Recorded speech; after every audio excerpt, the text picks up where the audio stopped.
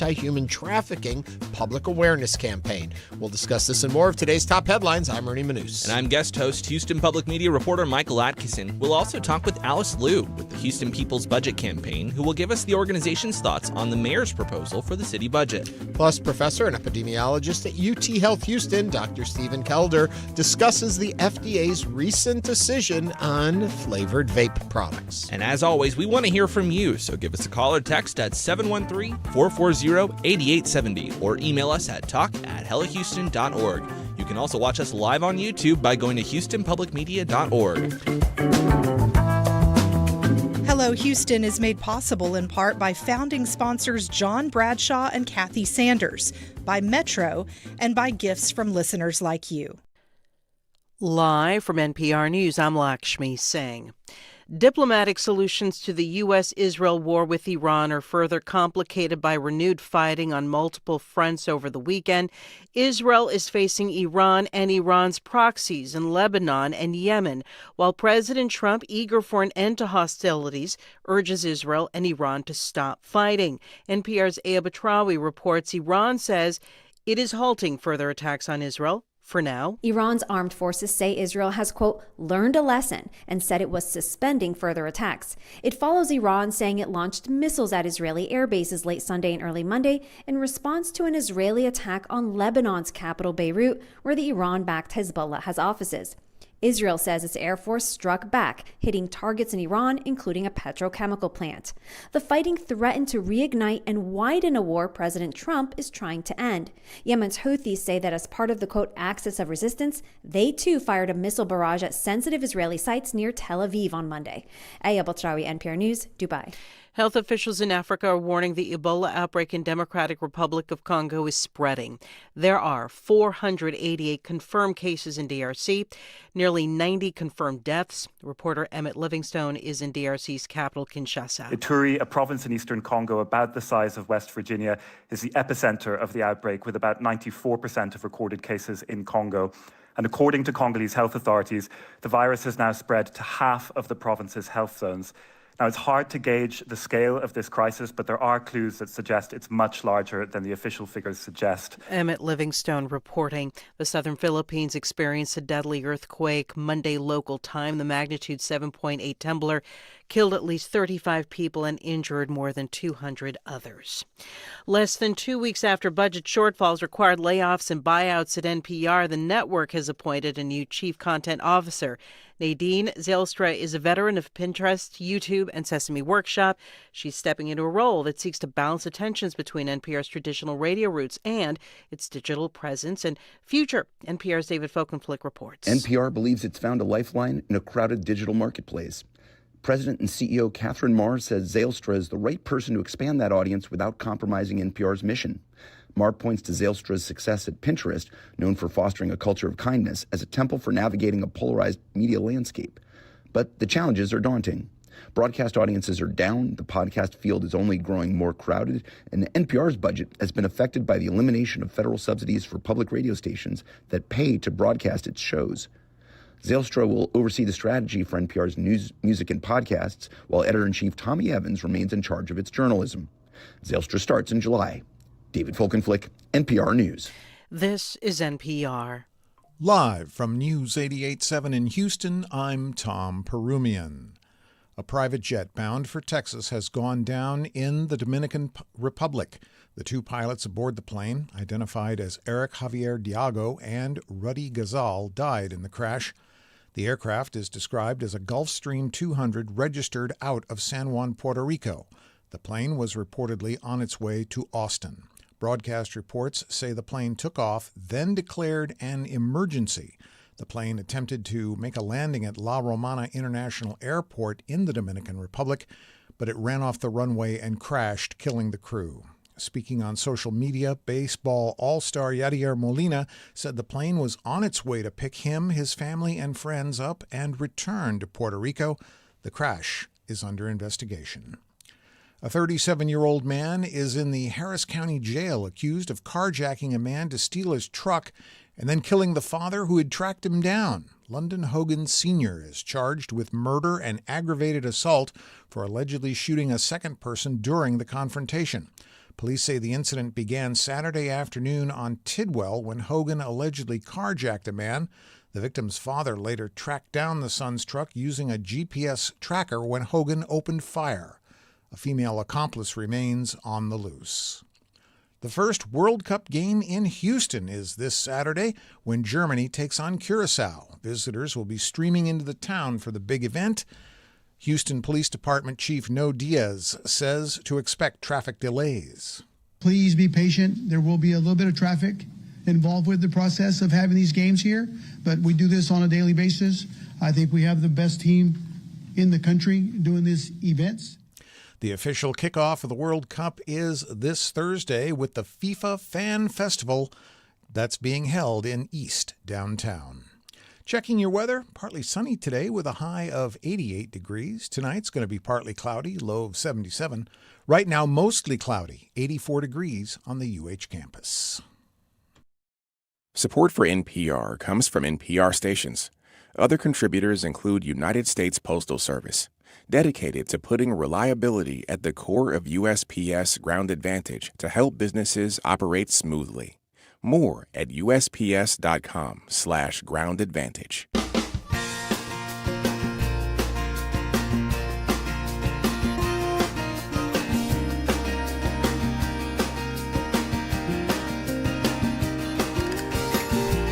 Live from Houston Public Media and News 88.7, it's Hello Houston, an open forum on today's biggest stories affecting Houston and beyond.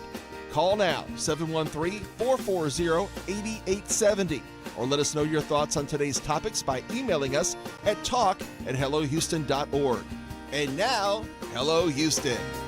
And hello there, Ernie Manous with you on this wonderful Monday morning at the start of a bright new week full of energy and excitement. Michael Adkison is sitting in with me, reporter for HPM. Hello there. Hey, Ernie. I love your enthusiasm. Was that too much? It was just enough. It was just enough for a bright Monday morning. Well, maybe it's not the brightest out there, but you know what? We can be bright and cheery and looking forward to the week. We can. It's a big week.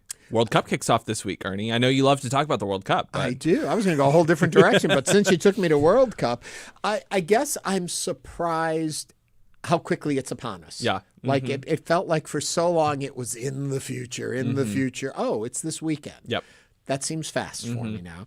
And I don't feel the buzz around me that I do with other big sporting events. Now, that may just be the people I'm around or where I'm at, but it's like when Super Bowl's here, I know it. Sure. I feel it. What do you think's going on? I think one thing I'll note. So this weekend, my girlfriend and I there was a friendly match at Texas A&M. You were talking about that. Argentina and Honduras played. And we got tickets and went to this friendly match. And the excitement was there, I will say. Yeah. And it's predominantly in non-white communities that you're going to see the most excitement about the World Cup, at least here in Houston, certainly. We're such a diverse city that, there's lots of different cultures, but certainly it's a lot of your Hispanic folks, African folks that are excited for this because it is just like the world's game, essentially. Right. So much so that at Kyle Field, College Station, picture this, the announcer was in Spanish. That at the stadium, it was in Spanish first, and if they needed to make an announcement, they would say it in English afterward, but it was in Spanish first because they knew that's who's at this stadium, essentially. So the excitement is there in certain circles, but I think I was saying on Houston Matters this morning, with every event, you're going to have skeptics. I know, sorry, I'm two-timing. Ernie just gave me a look if you're watching the live stream. Remember, you can always watch us live on YouTube and also comment in the chat below. Didn't mean to cut you off. You can watch live if you want to see Ernie's reaction to Ernie everything rolled I his say. eyes.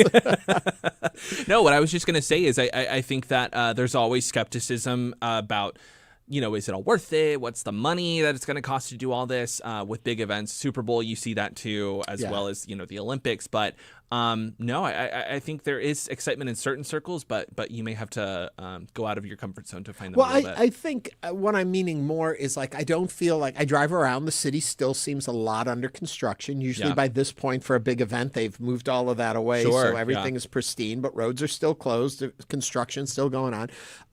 I don't question in the stadiums. It will be insane. I just haven't seen that. I guess I've seen some merchandising around, but I don't see everyone with T-shirts, and I don't see all that.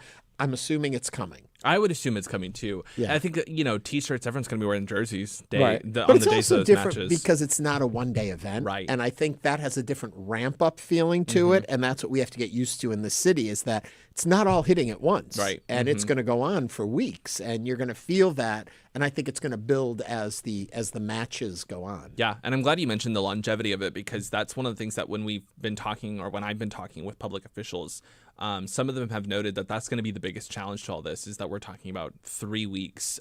Imagine the rhetoric has been 7 Super Bowls in 3 weeks. Right. There's been a little bit of back and forth about whether or not that's actually going to be wholly accurate. But, 3 weeks, we're talking about all these matches. And on top of that, you've got Fan Festival every day of the tournament. And the longevity of it, that, there's not going to be a point where we can, take a breath and be like, okay, we're done until July. Yeah. Public safety officials say that they are prepped, that they're ready to handle 3 weeks. Houston Rodeo lasts a month, but it is going to be probably the biggest challenge that we face is that this is all going to be happening over the course of 3 weeks, not just a one-time event. All the teams are going to be here in town staying. If they're playing, of course, they have to be staying here. So do we know where they're all going? If you want to see a soccer star, where do you see him? That's a good question. So I'll tell you what I've been told. There's what I've been told and there's what I have found out myself. Two different things. I know you're getting inside baseball on reporters and how this works. So one of the reasons that a lot of every soccer team has to have a home base. They're not going to fly on the other side of the world when they've got a match the next day. We know that the Democratic Republic of Congo is going to be based here in Houston. They're staying at a hotel in the Galleria. Dun, dun, dun. I know. Is the Galleria bad? No, it said, are we supposed to be saying that? Or do people know publicly? I've been told the Galleria is okay. A Galleria area hotel. Okay. But one of the questions that I then asked is, for example, one of the teams that's playing, Saudi Arabia, their home base is in Austin. We love Austin, but there are exactly 0 matches happening in Austin for the World Cup. So I was talking with some of the Houston folks. I was like, why would they pick Austin? You see that with other teams that are picking home bases and kind of out of plain sight, essentially. Yeah. And that's what the folks I talked to with Houston's host committee said is sometimes these teams want to be away from the spotlight. Don't want all the attention when they're already going to get so much attention leading up to the world stage, essentially. So who's to say what happens and who can predict the mind of Lionel Messi or or Cristiano Ronaldo. Last thing, and then we can get into the headlines. I'm kind of curious also at FanFest. Will there be will players be there? Will there be opportunities for fans like meet and greets or autograph things, or haven't we heard any of that? I don't think players are going to be at FanFest. Yeah. I have been told there will be some, Houston icons who go to FanFest. No telling exactly on who those are at this point. It may be Ernie, maybe. Again, if you're watching the live stream, he pointed to himself and mouthed, "Me? Am I? Me? Am I supposed to be there?" Ernie, I think that's up to you. If you,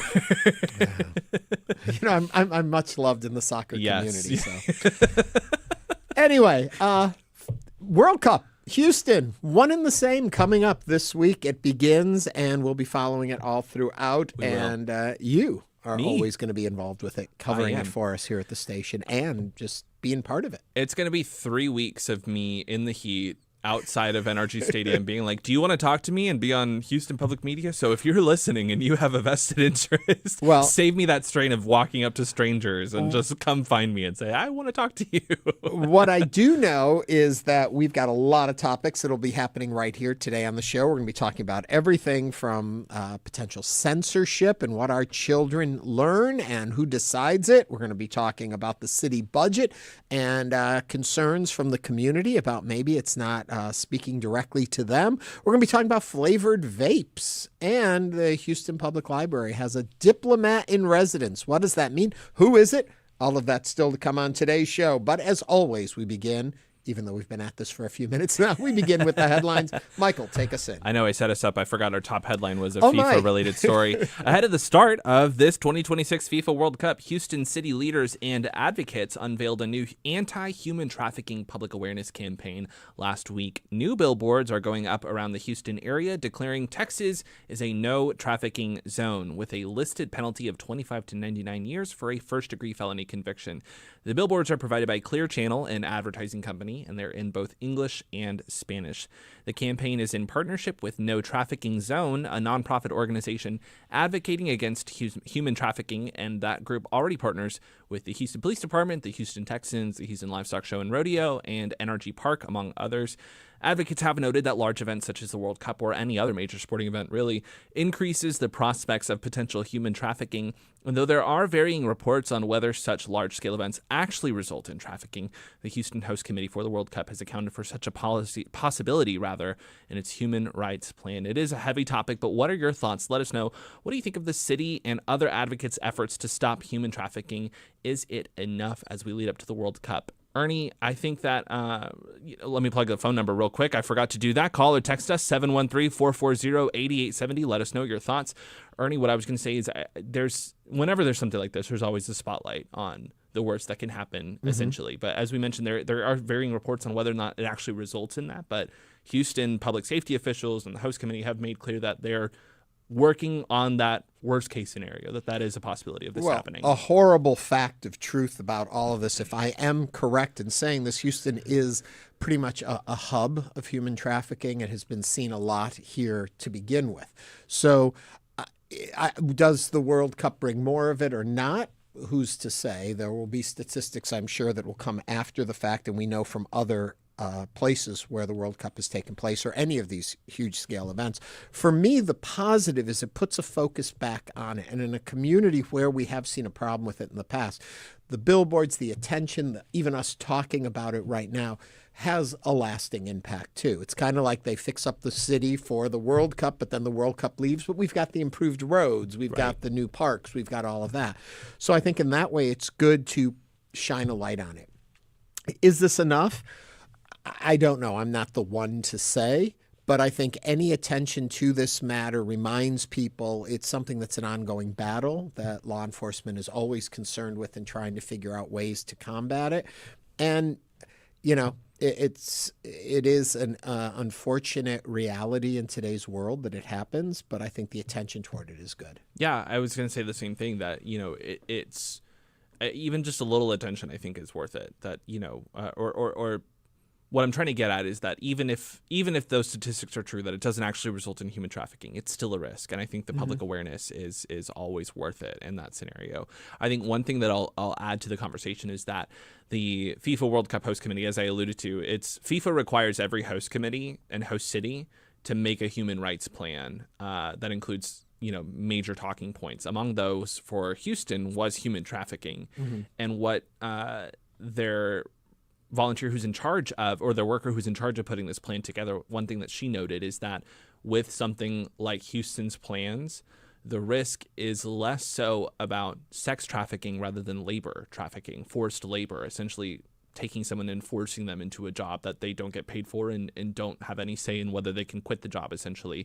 So that was one of the things that the host committee really prepared for, was ensuring essentially that there is minimal risk for that even at Fan Festival, you're going to see a $15 minimum wage for anyone who wants to be involved in the host committee's efforts, as well as if a worker has any sort of complaint about the way that they're being treated or the way that they're working, they have access to a way to complain, essentially, that they can tell the FIFA host committee, this is what's happening to me, and that there can be remediation, essentially. Yeah. Well, what are your thoughts on all of what we're talking about? Give us a call, text, or even join us in the chat over on YouTube, where our HuTubers are actively engaged, 713-440-8870. I want to move on to another topic, and again, this is one that I think has got a lot of nuance in it, an opportunity for the audience to be involved, for you to call and share your thoughts on this. A leading Democratic candidate in Maine's U.S. Senate race is facing new scrutiny just before voters head to the polls. They have their primary tomorrow. Graham Plattner, who has been considered the front runner on the Democratic side to challenge Republican Senator Susan Collins, is pushing back against reports detailing allegations from former romantic partners who described his behavior as toxic and disrespectful toward women. The controversy follows earlier criticism over a tattoo resembling a Nazi symbol and past online comments that were later deleted. Also, that tattoo has been worked over on top of what was seen as a Nazi symbol, too. Plattner says the attention is an effort to distract from campaign issues like health care and economic policy, and says national Democrats have not asked him to leave the race. With all of this baggage, should Plattner drop out or stay in the race? And do you believe his take on the Nazi tattoo story, which was the fact that he got it with some fellow combat folk in, I think it was Denmark, did he say, years ago, and did not know the significance of the image he had tattooed on him, and that has since corrected that. Give us a call, 713-440-8870. What we had talked about before we went on the air, Ernie, was what baggage means for a candidate and where is the line drawn, essentially. You could look at what happened. Here's my Texas plug. You can look at what's going on here in Texas with a couple of the candidates. That's the major talking point, I think, for the Senate race with Ken Paxton, the Attorney General. You could talk about his criminal trials that have happened, the impeachment. Obviously, we should make a note that he was neither convicted and he was acquitted by the Senate in that impeachment trial. So, he has not been found culpable or guilty of those. But the idea of baggage and where a voter draws the line. I also think of Beau French, the candidate for Texas Railroad Commissioner, who has made comments in the past that have been perceived as racist and derogatory towards the likes of Muslims, towards Asians, just lots of different folks. So much so that Dan Patrick, the Lieutenant Governor of Texas, had called on him to resign from his post in the Tarrant County GOP. They've since made amends now that he's the nominee, but Republicans picked Beau French over the incumbent as their nominee. So, baggage to them wasn't a concern. So where do you draw that line? How much is too much to stop you from getting the support by your party? I don't know. It's tough to say. I've seen a lot of Democrats on the news over the weekend, and they pretty much, except for one from Chicago or from Illinois that I saw today on the news, pretty much they've all uniformly said, it's up to the people of Maine to decide who their candidates are. And they're all kind of trying to, I don't know if you want to call it sidestep it, but saying, they don't want to get mired in it. I think part of the problem is that they're not really sure what else may come out. One official was saying that they thought that by this point everything has been vetted out and they know what the problems are. But he's been asked, is there any more to still come? And he has given a vague answer, I think, on that. And I think we have a problem with flawed individuals being in public office, but is it the job of somebody who needs to worry about legislation to present a pristine life outside of that? Problems in a relationship, who's to say? If somebody is cheating like you bring up Ken Paxton, there are definitely questions about what happened in his marriage. And so, but should that disqualify someone? Is that part of the job? I would say in the past it absolutely was. Character was a big thing politicians ran on. I think that in the Trump era, we have seen a massive shift. What happened with Bill Clinton and character when the whole Monica Lewinsky scandal started. We were outraged because people never put words to it. I can't remember who it was back on interviews. I had interviewed, I don't remember who it was, a famous news person. And they were talking about the things you knew compared to the things you reported, that there were politicians that knew JFK was a bit of a womanizer, but it didn't get reported. You didn't talk about that in news coverage. That's all changed now. And I think in some way the candidates we find and we pick are picked because they have become personalities. And so when you play all that together, it's really an interesting time we're living in. Right. I put it like that. Vivian is on the line calling from the north side of Houston. Vivian, what is on your mind today? I think that this fellow Plattner is just as bad as Trump in that he was on a teenage chat line chatting up the girls there. Who knows what he did with them? Just like Trump doesn't belong in because he tried to put his male appendage in the 13-year-old's mouth. And either way, they don't belong in government. They belong in jail. Vivian, I think a lot of people would agree with you. I do want to clarify, though, the talk about Trump and a teenage girl is, I guess, coming out of assumptions from things said and referred to in the Epstein file, but I don't believe has been clarified or actually vetted fully so confirmed. That we know that confirmed. Thank you for that word. I will say, though, that the one thing that we do know is that Trump was convicted of assault of E. Jean Carroll.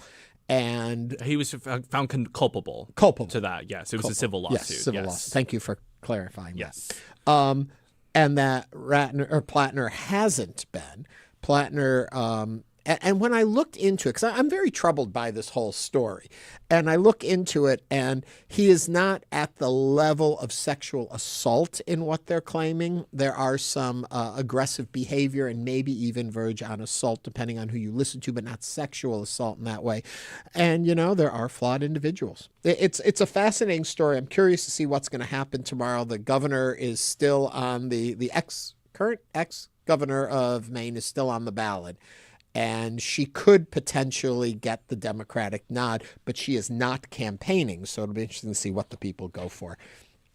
All of that to say, we're going to move on with the show. I love it. If you have thoughts, comments, feelings about any of the topics we've already discussed, give us a call at 713-440-8887. Up next, the Houston People's Budget Campaign will give us the organization's thoughts on the mayor's proposal for our city budget.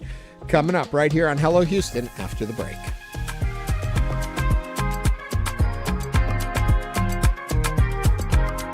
Meet Dio Choco. We just took his keys for the day and gave him a Ride Metro fare card. This is his story. Visit ridemetro.org/Choco to find out where is Choco. Things out of the landfill, and it could be a more affordable way for people to build. I'm Kai Rizdal, an old house made new in Altadena. That's next time on Marketplace. You can hear Marketplace coming up tonight at 6:30. You live in a universe where an octopus can solve puzzles and stars explode in slow motion. Now you can experience it all. HPM Plus brings you the best of PBS science and nature, ready to stream whenever curiosity sets in. Stream live channels like TV8, Create, Kids, and NHK World. Members can access even more inspiration with PBS Passport. Search HPM Plus on your smart and connected TVs and start exploring. Support for Houston Public Media comes from Texas Mutual Insurance Company, a workers' compensation provider that's been caring for hardworking Texans for over 30 years. More at texasmutual.com/expert partner. Support comes from Metro. World Cup planning includes transit improvements intended to serve Houston after the final match. Metro provides bus, rail, and paratransit service and continues mobility enhancements across the region. More at ridemetro.org/Metro now. Tonight on Houston Public Media TV8, Great Performances presents the Andrea Bocelli 30th Anniversary Concert with Ed Sheeran, Brian May, John Batiste, and more. Tonight at 8 on TV8. Support for Houston Public Media comes from Chariot Energy, offering electricity plans backed by 100% renewable energy for Texas homes and businesses. Learn more about renewable energy options at chariotenergy.com.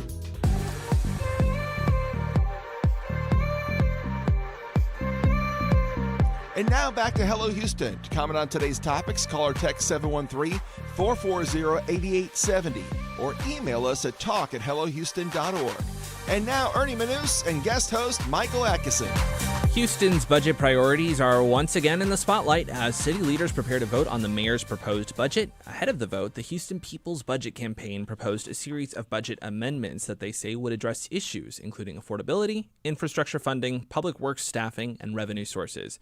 Joining us to talk about the proposal and what supporters hope it will accomplish is Alice Liu and Felix Kapoor with the Houston People's Budget Campaign. Guys, welcome to Hello Houston. Thanks for having us on. I guess the very first place to start is what you're trying to accomplish with this and what you may believe is missing from the current budget. Absolutely. The Houston People's Budget Campaign is a movement that has developed out of years of flood survivors advocating to fund flood protection in our city budget. This year, it's grown into the Houston People's Budget Campaign, which is a grassroots movement fighting to make Houston's $7 billion budget actually work for Houstonians, not just corporations, business, and special interests. And we're doing that by bringing dozens of folks out to City Hall, educating people on the campaign, and ultimately trying to change the budget to prioritize flood infrastructure, protecting social services, and not just funding the police. Felix, your thoughts on what is, I mean, we kind of approach it, but what could be different in this that still serves the city's interests and the people's interests? Yeah, thanks for having me on, guys. Happy to be here. And right now, the current budget as it's proposed does not fully serve the people. There is some infrastructure spending, with flood infrastructure protection, which we've been advocating for years and years and years. But also now there's the introduction of this new trash fee. And instead of being brave and raising property taxes, which would be a more equitable solution and bring in similar revenue, the mayoral administration has masked this fee as the savior to what we need in terms of increased services for solid waste and increased worker protection. But we know from our talks with solid waste as well that none of that is actually going to is likely to be true. So you support property tax increases as an organization? We think property tax increases are a more equitable solution. And really there's space for the mayor and city council to be brave enough to raise property tax rates up to the voter imposed cap here locally. And that's one thing we really want to see changed, because right now asking some families after SNAP cuts, and with Houston being one of the most impoverished metropolitan areas of this size, with a poverty rate of over 20%, a $5 a month strain could mean a meal getting lost or having to choose medication. And this narrative of it's just $5 is not reality for communities like ones we work alongside with. And I know you folks have looked at the budget much more closely than we have, so tell me your understanding of what is in the budget toward flood protection. Is it totally ignored, or what's there currently? So flood protection, we know for years, speaking to Public Works, is missing about $1 billion in order to actually protect Houstonians from flooding. And we're seeing overall, when we're looking at overall infrastructure investment, it's staying about the same. There's a small increase because of the lawsuit that was settled last year that is mandating more a higher percentage of property taxes go towards drainage infrastructure. But besides that, one of the biggest gaps we see in flood infrastructure investment is the huge number of vacancies in Public Works, which is the department that is actually responsible for executing, finishing our fixing water repair leaks, making sure we have clean drinking water, making sure our streets are repaired, our ditches are clean. And for years, Public Works has had almost 1,000 vacancies, which is pretty shocking when you think about it. So one of our amendments is actually trying to address that issue, because we know even if Public Works has the funding, technically on paper, currently they're so understaffed, they're not even able to spend that funding. So one of our amendments, championed by Councilmember Salinas, is actually looking to put some resources into expediting that hiring process and closing that staffing gap. I want to ask about, you mentioned property taxes. I'm curious you guys' thoughts that this is not going to come to shock to anyone, but none of this is happening in a vacuum. In the context, we've got Attorney General Ken Paxton, who has used his office to investigate cities that want to raise property taxes. There's a challenge even if I think the city of Houston did say, yes, let's raise property taxes, which Mayor Whitmire has said he is not going to do, there would be a challenge and pushback from regulators, from the state leaders like Ken Paxton himself. How do you see that relationship working out? If that's the solution, property taxes, we would be facing investigations. What would you say the solution is? Yeah, I think that's a great point, and absolutely it is true. State preemption is a real threat that we have to be worried about.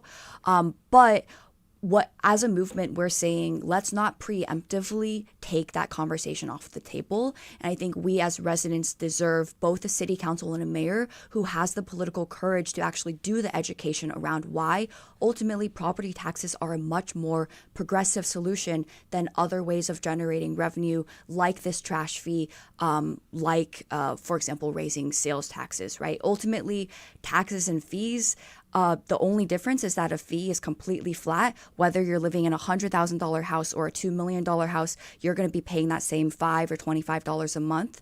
Whereas with a tax, we feel like it's asking people who are able to afford it to pay their fair share to keep our city running. But before we even get to the conversation of property taxes, we also want to draw attention to the hundreds of millions of dollars that the city is giving away through corporate tax abatements. The goal of corporate tax abatements is we're trying to encourage economic development in Houston, which is really important. The problem is oftentimes these agreements come with promises that the business or the corporation is going to invest in jobs. As a city, we're not doing the follow through to make sure that actually happens. So that's our other amendment on the table on Wednesday. Councilmember Ramirez is proposing an amendment to say, hey, if we're going to be giving so much money away to corporations, let's make sure they have the follow through so we're actually feeling the benefits in our local economy. And just for clarity's sake, do we know for a fact that these corporations aren't doing this follow through? I understand that we're not watching it, but do we know, is there investigations that say they haven't? So we've seen some examples in other cities that have actually challenged the sort of tax abatement paradigm. We've seen that these agreements have promised 25, 50 jobs. They've only created 1 to 2 jobs. So this is sort of basing it off of a pattern of examples we see in other cities. So you're asking for it to be open and we can examine it this way. And exactly. Just see the abatement is saying let's put resources into actually seeing what's going on behind the scenes here. Okay.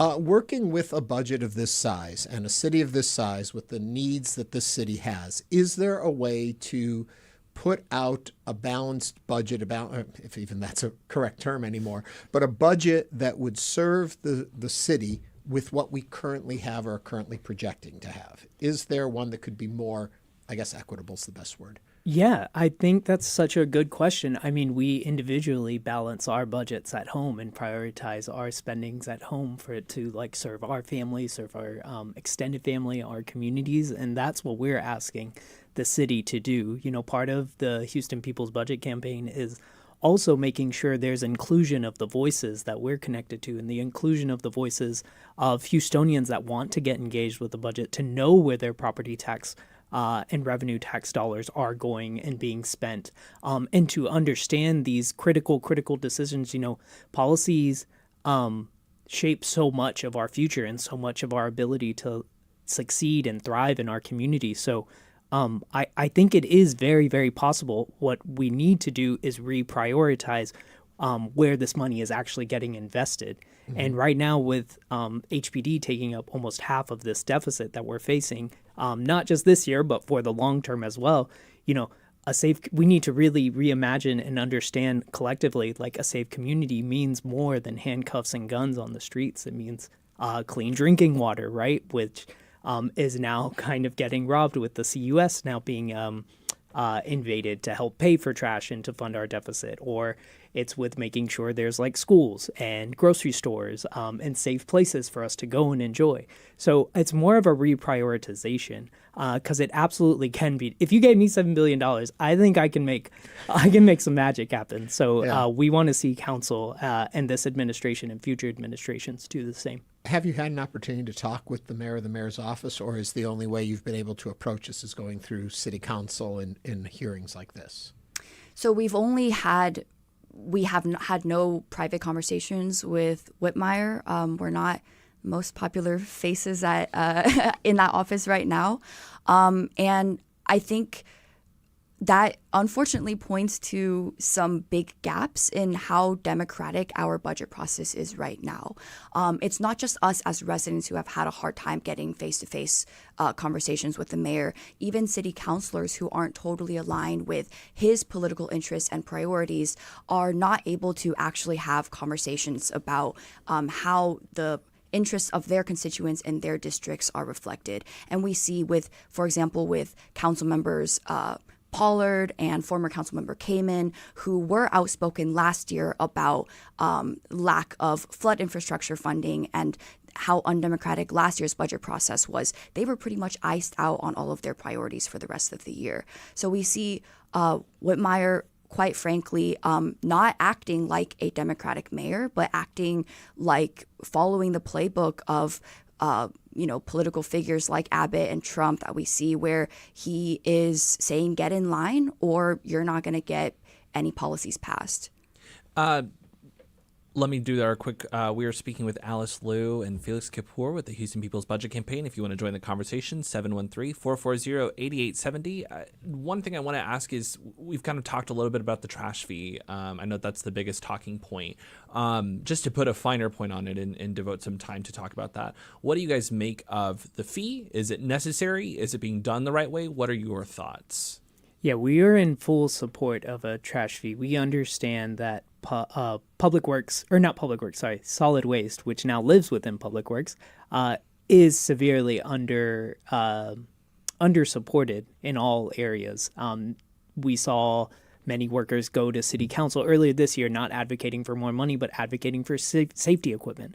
And those were solid waste workers. So we know the resources are limited, which is why and after talking to workers within solid waste, we are in full support of a fee. What we're not in support of is a fee that's flat, that puts the same pressures on the communities we work alongside in Northeast Houston, historically Black and brown communities that are already facing pinches of heavily increased water bills to help pay for a consent decree that's now going to get used to pay for our solid waste department and fill our budget gap, or not having the people who have more pay their fair share. That's something we don't want. And since the beginning of the rumblings of a trash fee being imposed in this budget, which was months and months ago, that's what our community has told us to hold the equity piece. Like, we need to make sure there's an equity component, because I can't have my house or my neighbors or my family or my community stricken by another fee when I don't even know if services are actually going to increase to the level that I need to see in my neighborhood. 713-440-8870 is the number to call. We're getting a call from Mike from West Houston. Mike, let us know your thoughts. How do you want your money spent on the budget? Good morning. I really have no say in how the money's spent, but I can suggest how we can raise more money in order to balance our budget or to improve our budget. And my suggestion is tax all the professional ball players. They're already multimillionaires. We subsidize their stadiums. We subsidize everything that they do and they make, and their Ferraris and all their grotesque parties and their hideous tattoos. So let them pay their something more than their fair share in order to contribute to the city. I'm sure this is not a new suggestion. I mean, 30 years ago, we financed to the tune of $500 million new stadiums for them. Mike, thank you for calling. Let's get the reaction from our guest. Alice, your thoughts? I think the overall principle, I personally don't watch sports, I'm sorry, but I think the overall principle is absolutely correct. As a city, we make investments and we subsidize entertainment industry, we subsidize developers, we subsidize property taxes for manufacturers, oil and gas industry, and we want those industries to be investing back and paying back into our city, making our city a place where we can love and continue to live. So overall principle, overall values, definitely agree with. And if I could comment on that as well, Mike. One, thank you for calling and giving a very real suggestion. Two, the principles are aligned in terms of if you're making more, we need you to contribute more, especially for those who don't have, and to make all of our communities safe and whole. And I want to say we're trying to build you said you don't have a voice in this. Like, it's your property tax dollars, if you live in the city of Houston, that's helping fund for historic raises for police and other departments. So we're building the foundation to make sure you do have a voice. So I wanna make sure that you know that in the future we want to make sure that your voice is heard on how your tax dollars are spent, which is part of why we're doing the Houston People's Budget Campaign. Two things quickly and address how you would like. One being that the idea, if you don't give these tax breaks, these abatements, all of this, it's not going to come to Houston, it's going to go to another city. And that they are generating jobs, interest, whatever, quality of life. People would say, we have a sports team. That improves our existence here. It's worth the investment in that. Your argument to that point, that so you need to do that to attract it. The other side of this all is empathy. Or not empathy, apathy is what I want to say. Apathy of people that just, you know what, you guys do the work. We're in our lives. We don't get involved. We don't even vote. You know, either of those policies. Talk to me about both of those ideas. So on tax abatements, actually, it's co-sponsored by Councilmember Ramirez and Councilmember Flickinger, who are, I would say, on a different side of the political spectrum than the movement. But I think this is an amazing point where we've been able to come together and say that, look, there is an argument that maybe tax abatements do help our local economy, but right now we have no idea. Mm-hmm. And we're looking at a lot of these corporations and these developments where we know for a fact that it would have happened anyway. And yet we're still giving away millions to industry that would have already been here. And I think if you look at the City of Houston's tax abatement policy website, it says very explicitly that Houston is a great place to business. And that's not just because of a lenient tax code. It's because of our physical location with the oil and gas industry. And it's also because our city is known for affordability. We're known for having rent that isn't crazy. We're known for having a reasonable cost of living that helps and incentivizes people to live here. And the interests of workers and the interests of business aligns in creating a city that continues to be affordable and livable for the future. And on that second part as well, as far as like the apathy, which I have empathy for the apathy. Thank you for saving me on that one. No, I mean, we're in a city, we're in the South that's been so many voices have been historically suppressed and neglected and avoided. And again, we're trying to build this campaign to get people, to move people from apathy to engagement.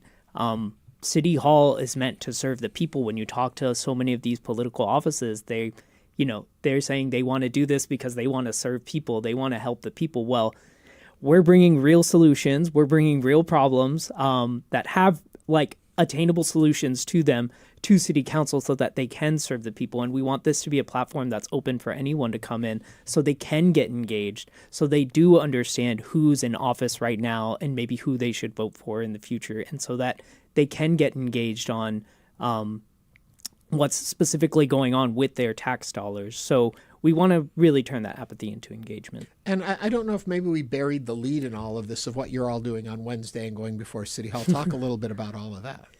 Yeah, so we're sending public comment is tomorrow for anyone who wants to give public comment on this budget. You have until 3 p.m. to sign up with the city secretary. And so there will be a public comment period tomorrow that starts at 2 p.m. And then on Wednesday, I think starting at 9, is when the city will review amendments collectively with council and go into voting on the final budget. And I know you're not House whips, but I'm curious if you went and have counted votes, how does it look for the budget at this point?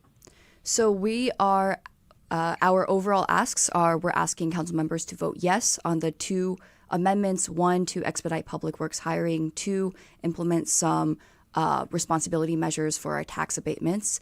And we're overall asking council members to vote no, because there are no amendments on the table that are addressing rampant police overspending, raiding the infrastructure funding, underspending on services. So yes on amendments, no on the budget. We believe the budget is going to pass ultimately, but it's important for council members hopefully to find the political courage and at least register no vote and say, hey, this isn't passing with consensus and it's not passing in a democratic way. And if I can just briefly say, the apathy that you mentioned, I think it's a it's an unfortunate reality of living in Houston, and that apathy is not an accident. It's intentional. It's designed by generations and decades of government that has done a great job convincing people who live here that government can't do any better, and that we can't imagine living in a city.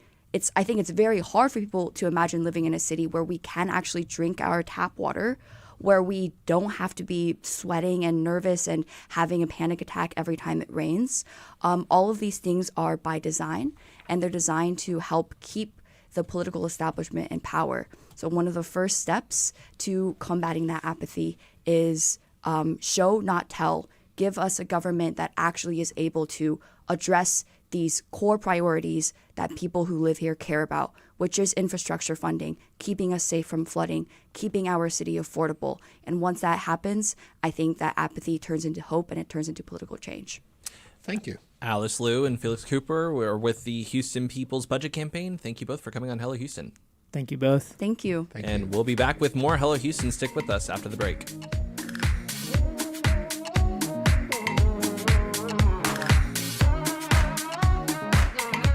Meet Damola, songwriter, world-class violinist, and award-winning multi-genre artist. We just took his keys for the day and gave him a Ride Metro fare card. Visit ridemetro.org/Damola to learn more about his ride. PBS Passport, a member benefit that lets you stream more of the shows you love anytime. It only takes a few minutes to make a big difference. Become a new member today at houstonpublicmedia.org/donate. Or call 888-909-0887. Our County 911, what's the location of your emergency? Camp Mystic in Hunt, Texas. We need search and rescue. In the early morning hours of July 4th, 2025, one of the deadliest floods in U.S. history tore through the Texas Hill Country. The destruction was unimaginable, and that was just the beginning. It was literally neighbors helping neighbors. We did our own search and rescue. I'm Dominic Anthony Walsh, host of the podcast After the Flood. Find it wherever you get your podcasts on June 24th. Houston Public Media, in partnership with Texas Southern University, brings to you The Vibe. R&B, hip-hop, and neo-soul. Music that resonates with all ages. The Vibe on 88.7 HD3 and on the Houston Public Media app. Support for Houston Public Media comes from listeners like you and from CertaPro Painters, offering residential and commercial painting services, from color consultations to full project management. Estimates and more at CertaPro.com. Support comes from the Museum of Fine Arts Houston. Geometric forms, mosaic-like landscapes, and poetic structures define Paul Klee's Blue Mountain. This and others in Masterpieces from the Museum Bergrun, now on view. More at mfah.org. Support comes from CenterPoint Energy, who have installed 150 weather monitoring stations to improve storm response and restore power more quickly, helping to build a more resilient coastal grid for the hurricane season.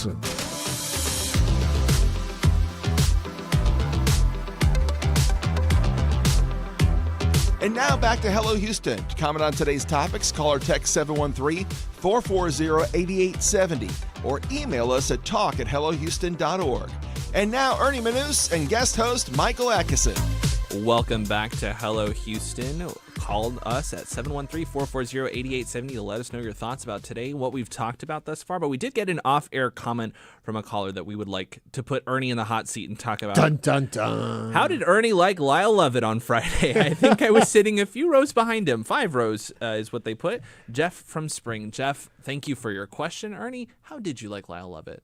Before I get to that, I first want to apologize to Jeff, who was sitting behind us, because Walt was with me. And if you have met Walt, you would know he's 6'7", and I always feel bad when we go to a show that I always worry Walt is blocking everyone. Yep. I come in an unhealthy 5'9". Like, I don't think I quite reach it, but I claim it, and so people can always see over me. And I think Walt always blocks everybody. Yep. You know. Mm-hmm. But anyway, that being said, I absolutely love the show, and I've seen Lyle. I was trying to guess how many times I've seen Lyle in concert at this point. It's been a lot, and I would say this was probably one of the best times I've ever seen him.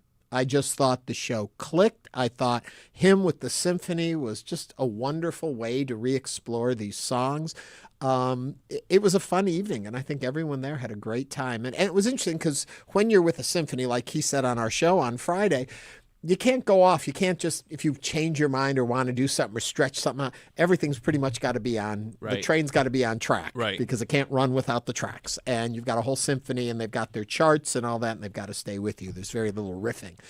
And so it was a tight show. It had 2 acts. They had an intermission, which you don't usually get at a Lyle Lovett show.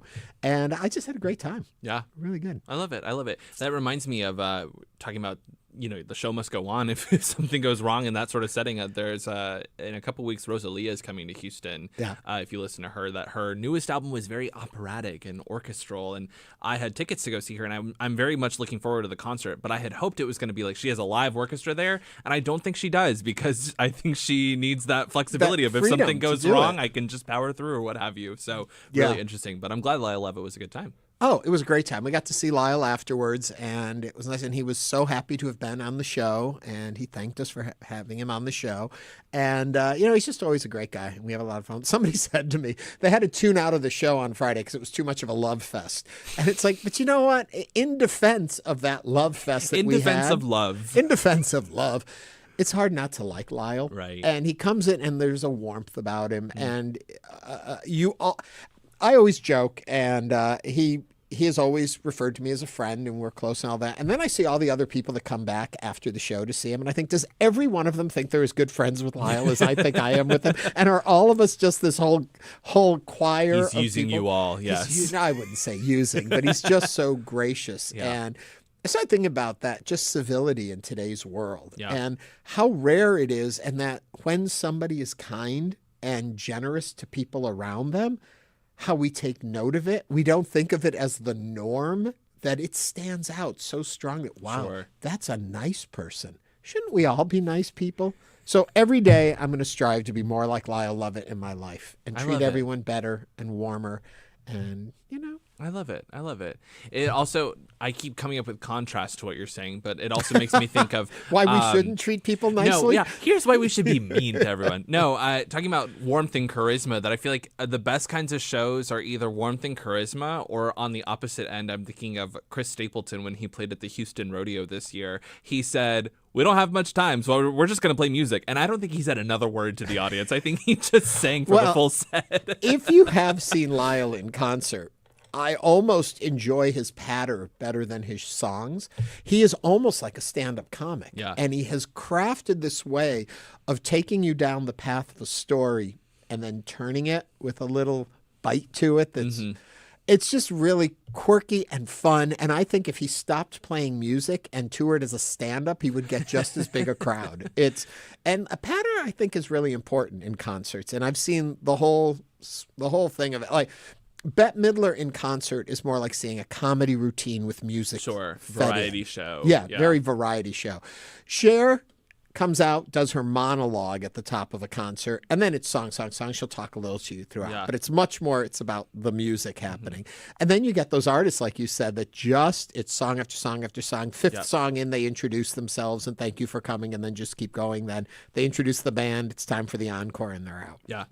So I saw Celine Dion before she stopped touring, I know, a few years ago, and it was the same deal, that she's like, I'm going to talk for 10 minutes straight because I'm Celine Dion, and I know you came here to see me one way or the other. Celine Dion.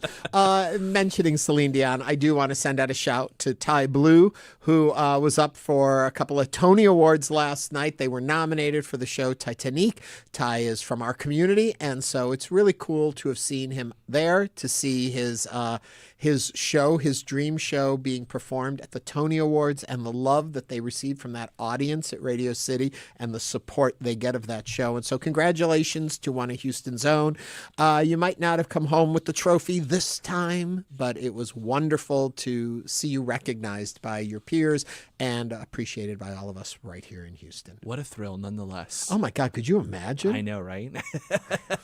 I don't have enough talent to get one of those awards, so we'll just thank you, Ty Blue. We'll keep you here. Yes, I'll stay here with you guys for another whole hour. I at love least. it. And you'll After stay that, here who knows? with me. But 1 hour, I'll be One here. more hour at least, we'll both be here. Coming up, we got a lot more to take a look at in today's show, plus the headlines, plus your calls and comments. Keep them coming, 713-440-8887. This is Hello Houston on News 88.7.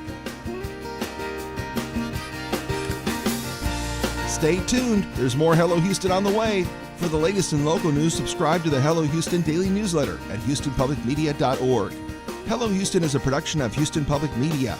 The opinions expressed by the guests of this program are solely their own and do not represent the views of management, staff, or underwriters of Houston Public Media. This is News 88.7.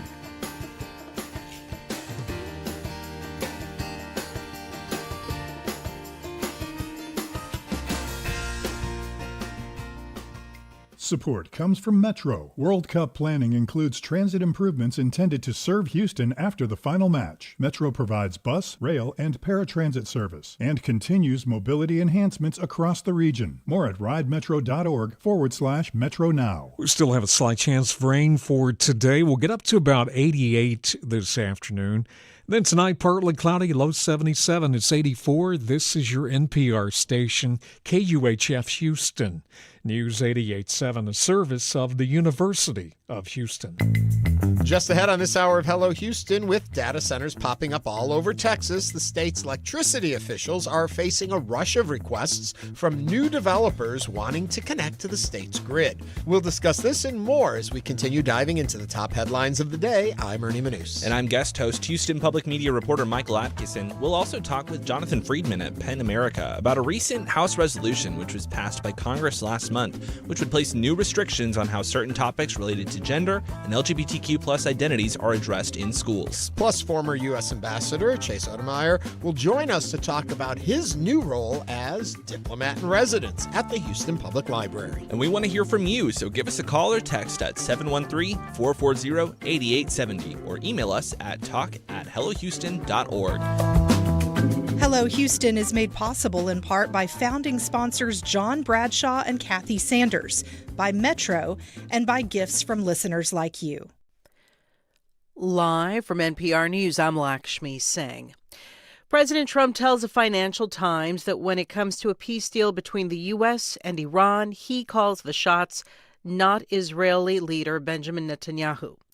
On social media, Trump wrote Israel and Iran are looking for an immediate ceasefire. This more than 3 months after the U.S. and Israel initiated hostilities with Iran.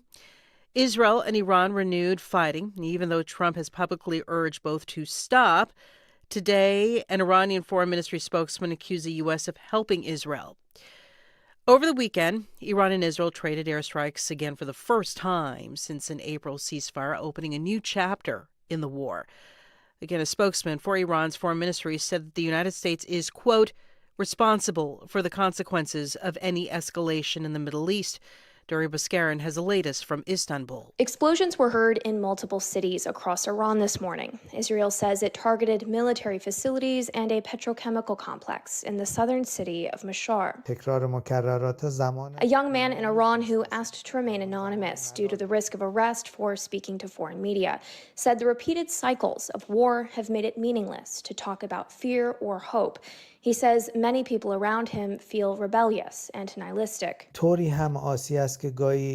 They wish for the destruction of everything, he says, just to free themselves from this chain of repetitions and the empty words. For NPR News, I'm Dori Baskarin in Istanbul. Red flags about immigration and customs enforcement's ability to protect taxpayer information are raised in the Treasury Inspector General's new report. Since ICE and the Internal Revenue Service agreed last year to share taxpayer data, the report finds errors stemming from inconsistent formatting in ICE's data and the IRS's matching criteria. A second case of a parasitic fly known as the New World screwworm is confirmed at a Texas ranch, and USDA says there are 2 others elsewhere in the state, bringing the total so far to 4. In San Antonio, Texas Public Radio's Jerry Clayton reports ranchers are demanding the Agriculture Department take aggressive measures and fast. On Christian Biedenharn's family's ranch about 2 hours south of San Antonio, he says they're hoping for swift action from the U.S. government to produce more sterile flies, which trick the wild insects into wasting their one chance at reproduction. We need those quarantine zones, and we need funding as fast as possible. And we kind of need all the above strategies right now, just given what seems to be a delay and getting production and volumes online. Agriculture Commissioner Sid Miller last week criticized the USDA for what he called a slow, bureaucratic, and incomplete response to the threat.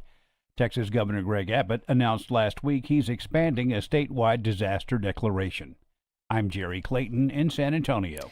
This is NPR News. Live from News 88.7 in Houston, I'm Tom Perumian. A Houston area nanny is recovering from serious injuries after Sugar Land police say they were attacked by a stranger with a baseball bat. The nanny at the time was walking a 2-year-old in a stroller. Now, this happened Friday afternoon near Creek Bend Drive and Fleur Daniel Drive in Sugar Land. The woman was hit by the man carrying the bat. That man then fled in an SUV. The toddler did not suffer any injuries during the attack, and a motive is not clear at this point. The nanny suffered broken bones in her hand after protecting herself from a blow to the head from the bat. The suspect is believed to be in his 30s or 40s, according to police, who are still looking for him. Gas prices across Houston continue to drop substantially. News 88.7's Matt Harab has the latest.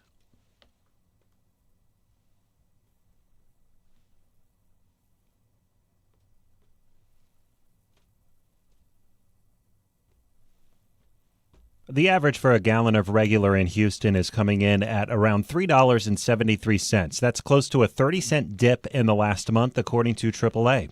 Diesel and premium each averaged over $5 a gallon at one point, but have both dipped well below that threshold now. Gas prices had been rising as a result of the war with Iran. However, the price of crude oil has been trending down. It's now below $90 a barrel. Experts also say gasoline consumption naturally goes down in the weeks following Memorial Day, and that's contributing to a drop in price as well. Taking a look at sports, the Astros hit the road to California for 3 games against the Los Angeles Angels. First pitch from Anaheim is at 8:30 tonight. And checking your weather, partly sunny today with a high of 88 degrees. Tonight's going to be partly cloudy with a low around 77. Right now, mostly cloudy, 87 degrees on the UH campus. Get more news and information. Go to HoustonPublicMedia.org. I'm Tom Perumian, News 88.7. Support for NPR comes from NPR stations. Other contributors include Subaru. Subaru and its retailers are partnering with Blood Cancer United this June to give blankets, patient care kits, and messages of hope to patients living with cancer. Learn more at Subaru.com/care.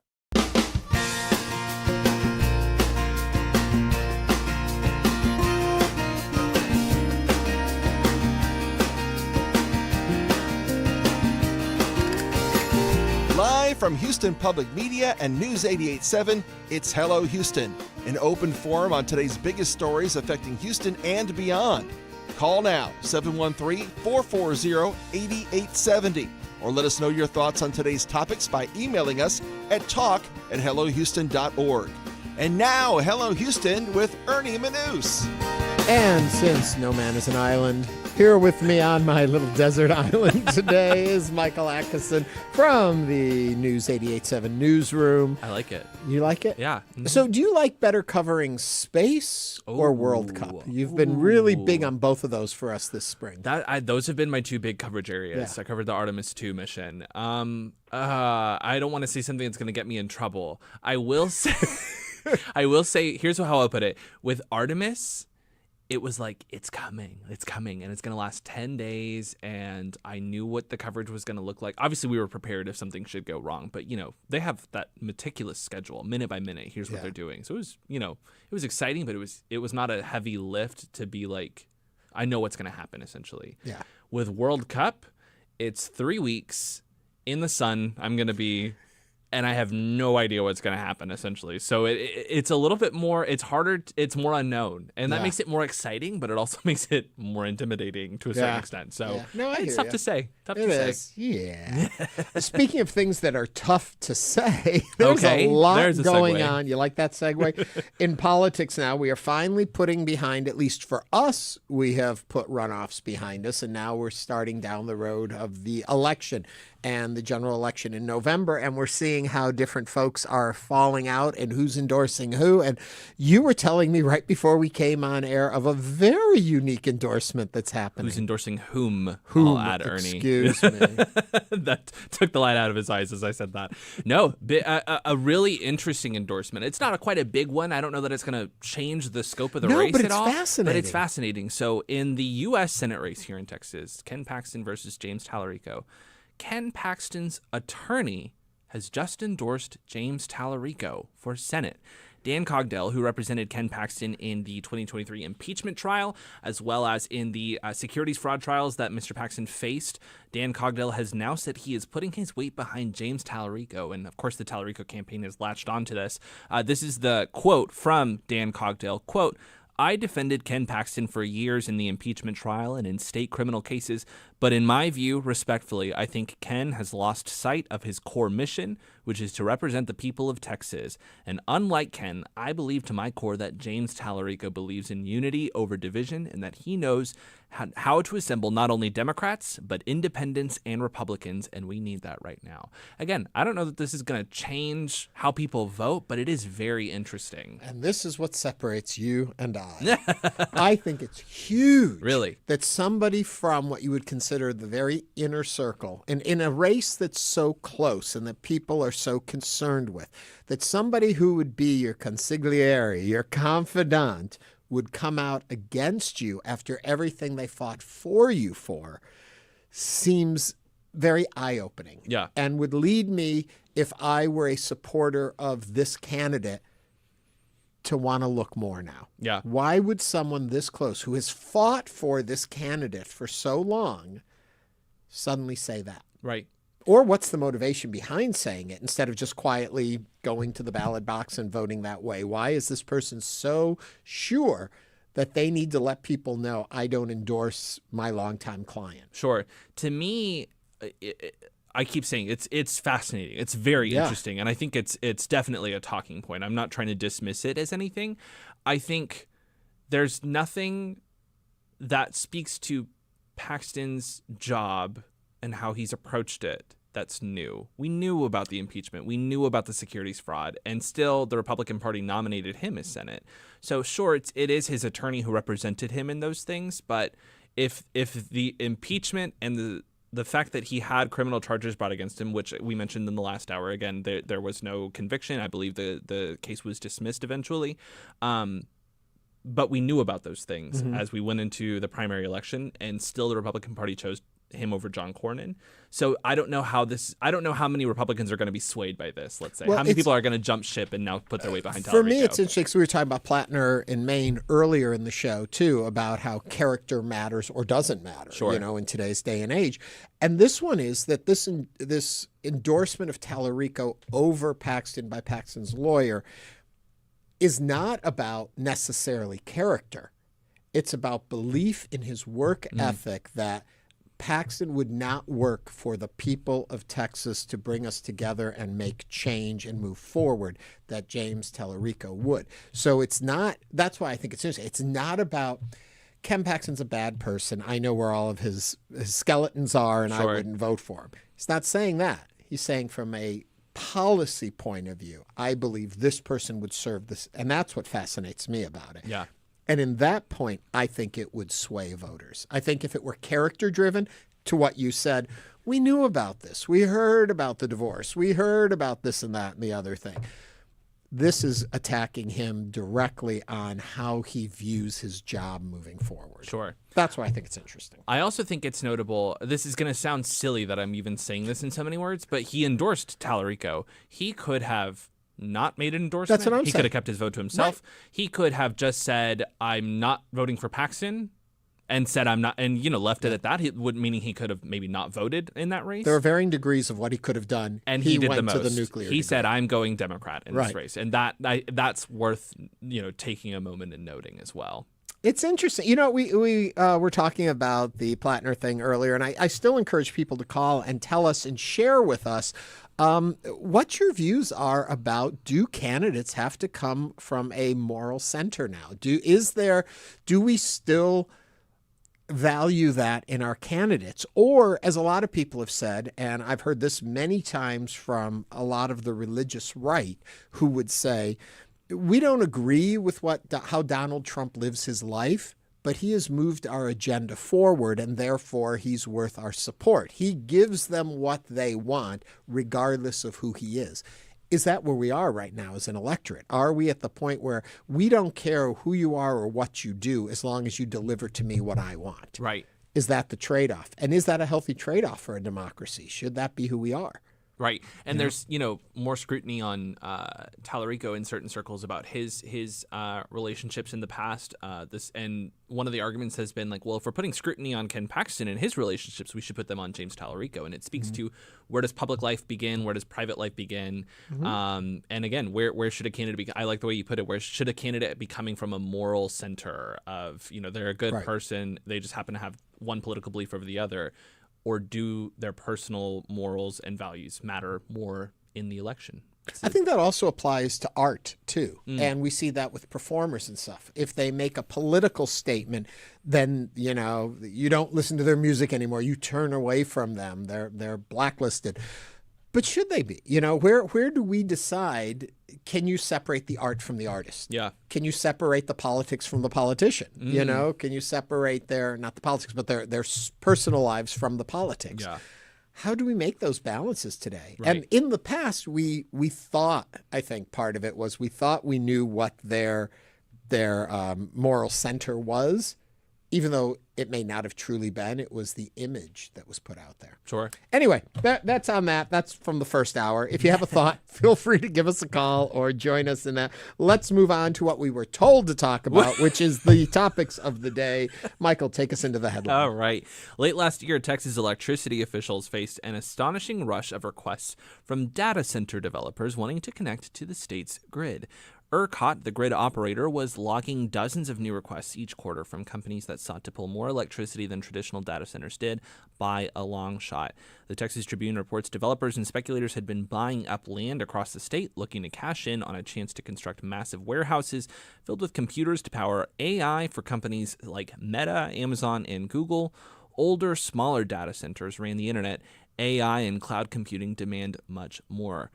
ERCOT in the last 2 years has received 519 requests to connect large electricity users compared to just 24 such requests the year before that, according to records the Texas Tribune obtained as of May. The estimated electricity that these large projects could need add up to 438,595 megawatts, which would equal roughly a third of all the power generation in America. Oh, my. ERCOT's board last week voted to change its policies for how it will review data center requests, partly in an effort to get a more realistic expectations of how many will be built.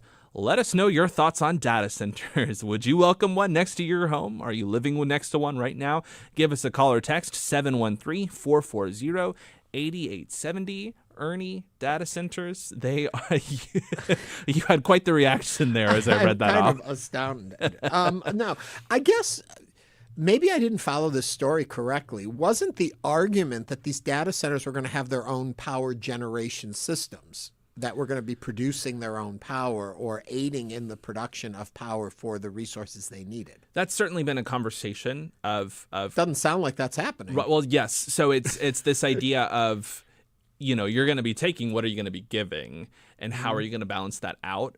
And certainly there's more demand on power from these folks. And so, what this speaks to is the demand. It doesn't speak to what they're contributing to the supply, but the demand is certainly more massive. I know my colleague Natalie Weber has reported that ERCOT is projecting one of its biggest years for demand ever in its summer forecast that it released last week. Energy experts, though, do say that the grid is much stronger than it was just a few years ago, largely due to the growth of renewable energy resources and other investments made by the state in the grid. So, that's kind of been the attitude, I think, since 2021 is, record demand, but we're stronger than we were in 2021. We're not the same Texas that when we had those blackouts in that winter storm.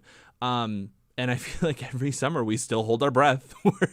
Everyone still is monitoring that demand and supply forecast that ERCOT puts out and makes, we get close a couple of times. But, and looking back at what you read in the story, roughly a third of all the power generated in America, did we have that much surplus power? And try and explain that to folks who went without during these different situations we found ourselves in. The difference, of course, is that Texas has its own independent power grid and can't pull from other areas like other parts of the country can. But I don't think we are like flush with extra power and we don't know what to do with it. So a third more need of it is going to be no problem for us. Right. That fascinates me. It's something to the effect of we're going to have to still drastically grow our energy supply by the end of the decade to meet demand. As Texas is growing, as these data centers and AI are coming in, there's still a lot more work that needs to be done. And ERCOT has said that we are going to be able to meet that if we continue our progress of developing new energy resources. There have been lots of incentives from the state for new energy companies to open production facilities, both in liquid natural gas and oil companies, as well as renewable energy resources. So ERCOT says we're going to be good. We have to work more, but we should be good. But it is this question of, I think it's going to be hard to not hold your breath every summer or every winter, even as everyone turns on their heaters. Our YouTubers are always flush with suggestions and also concerns. Alex Garza Photo writes, I'm hearing many data centers produce significant noise that disturbs nearby residents. Yikes. Have you heard that? I have not heard that, honestly. But I know that there's a lot of, I hate to write it off as NIMBYism because I think NIMBYism has been, has a negative connotation to it, but there is quite a bit of, I don't want data centers near me. And there's a whole movie about it, Eddington, the Ari Aster movie that came out last year. Well, that was concerns and suggestions from Chef Rob. He says data centers should be required to have solar panels to offset power usage. And you think about the thing, solar panel, how much these centers are huge.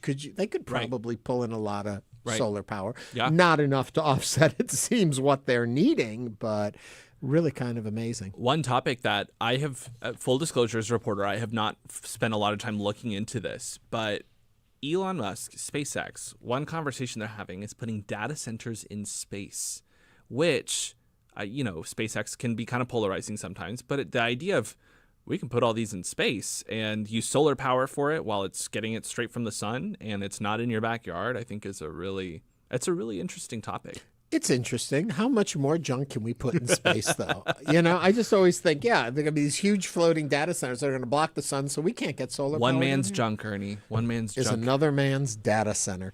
My British computer guy says they need to make companies who require more than so many gigawatts to have their own power stations. Yes, and I do believe that's what I'd heard they were going to do. That's why I'm also caught off guard by this story a little bit. Speaking of let's first grab one Nellie. more. 713-440-8870. Nellie from West Chase is on the line. Nellie, what's on your mind? I just have a comment about, my concern for these data centers. I just really wonder what we're trading off in the long term just to be able to have automation and cute things like ChatGPT, like one your co-host mentioned, there is noise pollution that is associated with data centers and, the water they pull and the electricity. I just really wonder if we're thinking about, as a society, what is the real trade-off just to be able to ask my smartphone or my Alexa, hey, where's the nearest, restaurant or whatever? That's all I'm thinking about. Yeah. I always wonder, and I think to myself, was it really worth it to get that poodle cooking a pasta meal graphic? And what is it costing me to do that? How much water? How much power? Nellie, thank you very much for sharing that with us and your thoughts. We always encourage everyone and your point of views to be shared right here on Hello Houston. One other thing quickly before we move on. If you were planning to go out and celebrate Houston Pride this past weekend, you didn't. You may have gone to the festival, but you did not go to the parade. The parade was canceled due to the weather. And there's a lot of talk about when it will be rescheduled. They say a roundtable discussion will be held with stakeholders to reveal potential dates to reschedule from July 19th through October 31st, somewhere in that window. Pride Houston 365 wrote in a post, "We'll keep our community updated as plans develop." I know, it was so devastating, all those storms canceling this. And with the World Cup going on, it's not going to be in Pride Month. Yeah. Mm-hmm. But you know what? Other places do it in October. They do it different times of the year. It'll be cooler, hopefully. Yeah, as long as we can still celebrate Pride, we'll be okay. We just need to reschedule. With that being said, we're going to move on. We don't need to reschedule. We've got our next guest ready and waiting, so we're going to move on to discuss House Resolution 2616, which passed by Congress last month, and it would place new restrictions on how certain topics are addressed in schools. We'll be talking about that right after this break as Hello Houston continues.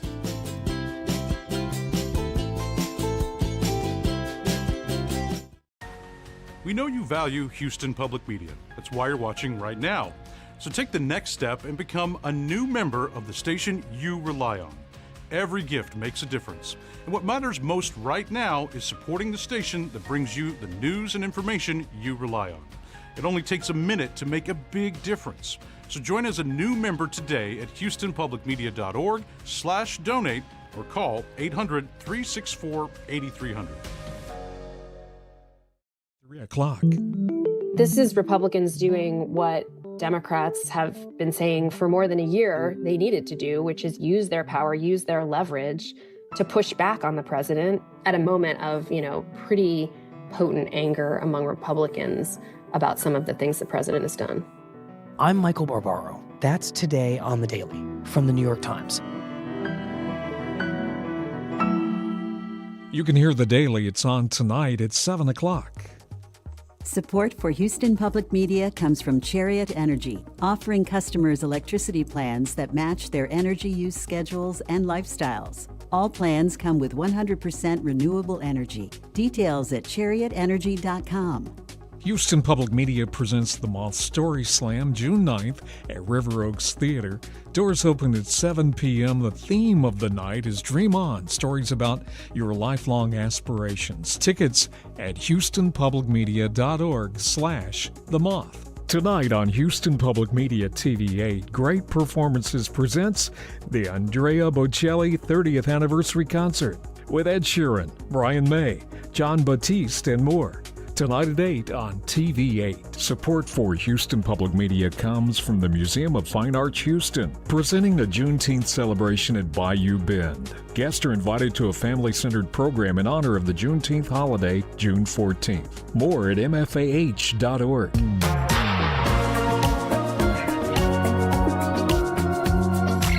And now back to Hello Houston. To comment on today's topics, call or text 713-440-8870. or email us at talk@hellohouston.org. And now, Ernie Manous and guest host Michael Adkison. House Resolution 2616, which was passed by Congress last month, would place new restrictions on how certain topics related to gender and LGBTQ+ identities are addressed in schools. Opponents of the measure have raised concerns about its potential impact on education, free expression, and school policies. Joining us to discuss why PEN America is urging the Senate to vote against the bill is Jonathan Friedman, Syms Managing Director of U.S. Free Expression Programs at PEN America. Jonathan, welcome to Hello Houston. Thanks for having me. Yeah, thank you. Appreciate it. If you would like to join the conversation, give us a call or text 713-440-8870. Jonathan, just to start off with, walk me through, in layman's terms, House Resolution 2616. What does it have? What does it not have? And what's it going to mean for people in schools with their boots on the ground? Yeah, well, I mean, this bill is what we at Penn America have called an educational gag order. It's essentially saying here's a set of topics that you could lose that federal funding cannot be used to support teaching in schools. Now, what exactly does it say? What exactly does it mean? You have to remember that a lot of these bills are often worded very vaguely. So in this case, the bill says that federal funding couldn't be used to teach or advance concepts related to gender ideology. So, it doesn't include a definition of gender ideology. There are a host of other bills that are also moving forward right now. 2616 is just one of a trio that have been proposed in this Congress. Though 2616 is the one that's moved, that has been approved by the House so far. But it follows this pattern that we've seen across the country for about 5 years now, which is passing into law, these sort of vague restrictions on what you can teach in schools, and nobody really knows what they mean. But then that is how they chill and censor so much teaching, because because you can sort of say that a great many things have to do with gender ideology, depending on how you define it and who's looking. So talk to me a little bit about the penalties if you are perceived to have gone afoul of this bill. Well, so in this case, it is amending the Elementary and Secondary Education Act of 1965. And so which has to do with federal funding for all kinds of programs in schools. And so if you were seen to have run afoul of this, you might be eligible for losing that funding. And so as is often the case, there's a lot of gray in terms of what that means, how it would be enforced, who's going to decide, what tribunal will make the decision that a school has violated this. And we've already seen that, similar laws in Texas pose challenges, laws like a law a few years ago that said that you can't require students to have an understanding of the New York Times 1619 Project, and school districts like in Austin ISD, which were investigated by the Attorney General Paxton for violating that. And it's vague what it means to break these rules, and then it's often subject to a lot of interpretation in terms of how it's going to be enforced. So I would guess you're implying that the vagueness is there intentionally to, in a sense, threaten and to also leave the door open for attacks in any way they want. I mean, at this point, we are 5 years into this. I have seen hundreds of bills like this in states and now at the federal government, where critics like us point out, what does this mean? This is vague. And the answer is often, a sort of shrug that, the people are going to understand what it means and it's going to do what it attempts to do anyways. The most powerful example of this was in Florida a few years ago with what was originally then called the Don't Say Gay bill. There were a host of proposals on the table to word that bill in such a way that it would be clear what it was saying could not be taught. Is it saying you can't teach about gender and sexuality, or you can't teach it in an age inappropriate way, or what you might teach about straight or non-straight couples? Like, it was just, there were all these ways to make it clearer, and every time the Florida Republicans rebuffed them. And what we've seen is a similar pattern all over the country. So the vagueness is increasingly, obviously, the tactic at work here. What does it mean to say, I don't know, that you can't have a TV show that advocates or promotes transgenderism? What does that mean? Does that mean you couldn't have a character on a show? Or does that mean you can't address the topic at all? We've seen some language like that recently being floated by the FCC, actually. And so it's the same approach again and again, to lean into language that gives its enforcers the widest basically flexibility to enforce things in the most chilling way possible. Do you think also, and I don't mean to belabor this point, but just one more point on it, do you think it's done intentionally to give them more freedom to attack, quote unquote, or just to put a threat out there because it's vague, you can't stand on solid ground with what you're doing, so you don't do anything? Well, I think that it it's not one or the other, it's kind of both. It becomes a wonderful cudgel because, like take something like gender. You can't have gender in a book in a library. You can't use federal funds to support any education about gender. Well, what does that mean? Does that mean something like something as, I don't know, innocent, let's call it, as like Goldilocks and the Three Bears? There's are bears and the mom and the dad. You're talking about gender when you're talking about even traditional quote unquote straight family relationships. So, if you wanted to say you can't teach that because it breaks the rules, you could. We don't see people doing that, but what it means is they have a great deal of latitude to say that things are breaking those rules. So when they go after a book like And Tango Makes Three, it's a story of two gay penguins that sort of ended up like living together as mates in the Central Park Zoo. And, again, that's just like a family story, but that is something that people attack as gender ideology, and then they have this wide latitude to insist that people are breaking these laws by virtue of just having any mention of LGBTQ identities at all. And so that is how this has become so pernicious. And in many schools, even something like this that says, teacher advanced concepts is what's being prohibited. Well, does that mean in the classroom? Does that mean in the library? What about in extracurricular activities, student clubs, guest speakers who might be invited to a school? It essentially chills the great richness of what we think of when we think about education at its best. Jonathan, you mentioned something earlier to the effect of we're 5 years into this.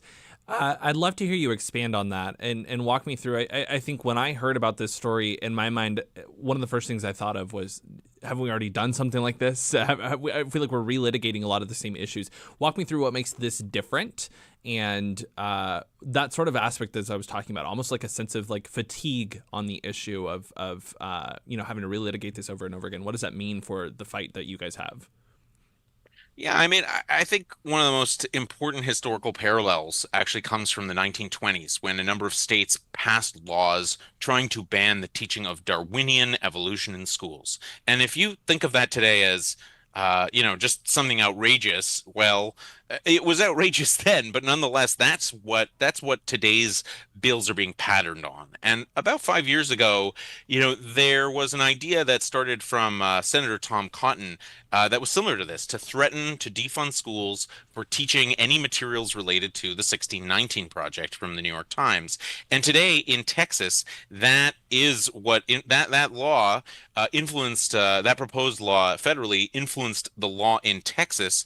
And today, right now, there is only one educational material. There's only one book essentially written into law in the country that I know of that you cannot teach in schools, and that's the 1619 Project in Texas.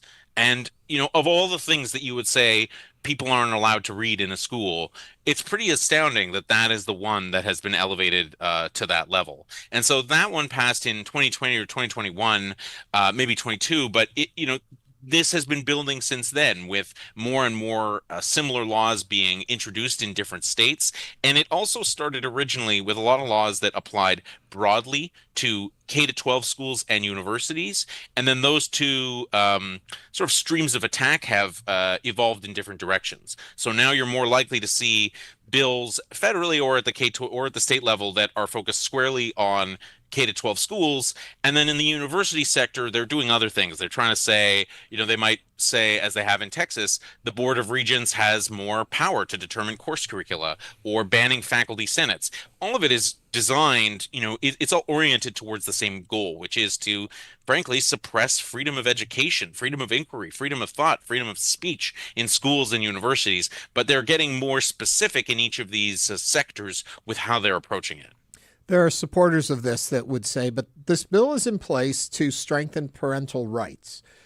For parents who are concerned that they feel they don't have control over the education that their children are getting, or at least a say in it, how would you appease them? What would you say could be in place of this particular bill, this particular law, that would help parents feel more comfortable in that regard if, in fact, they are feeling left out of the equation? I don't think any school district runs well by eliminating a role for parents in students' education and community. But I think where it crosses the line is where, and as we see this now with some of the parental rights rhetoric, it's like parental rights and that trumps any other rights whatsoever. Like students also have rights. It's not just one or the other. We've got to find, the balancing, and any notion of like one person or group's rights that means that those rights might take away or infringe on rights of others, like that's a problem from a human rights framework, where we think about the sanctity of the individual. And so, for parents though, you want to get involved in your community. They have in your school district, go to board meetings, get involved in curriculum committees, give advice. Most teachers will be happy to meet with you and find alternative curricula or suggest ways of teaching your children maybe that are unique or different from a classroom. But the idea that the answer to this is to create these mechanisms that are going to censor what everybody is allowed to learn, that's so dangerous, but we're seeing it all over the country.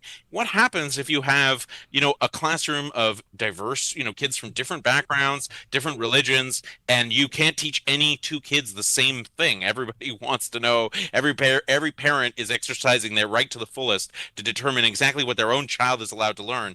That defeats fundamentally the notion of public schools, which are all about the collective, shared, national memory, civic education, basic ethical truths and facts that we're all supposed to learn. And so that's what's being undermined. That's the dangerous path that we're going down here. And so every time there's a group that's trying to push us more in direction of greater control and greater censorship at the expense of what all parents might want to learn, that's a problem. So I would say what we need are solutions that allow parents to work with school districts to find the exceptions rather than all of these proposals, which are going to drastically remake the bounds of what is even allowed to be thought or taught. Jonathan, looking through, we talked a little bit about the definition of gender ideology, and I know this is a little bit in the weeds of everything, but this Resolution 2616 cites an executive order from the White House that was issued. Their definition of gender ideology that I want to read out so our audience kind of understands what we're talking about here. This is a quote from that executive order. Quote, gender ideology replaces the biological category of sex with an ever-shifting concept of self-assessed gender identity, permitting the false claim that males can identify as and thus become women and vice versa, and requiring all institutions of society to regard this false claim as true. Again, that's a direct quote from the White House on what they define as gender ideology. So that's what's being cited in this resolution. With that in mind, what do you and PEN America view as the execution of that definition when we talk about what can and can't be discussed in public education?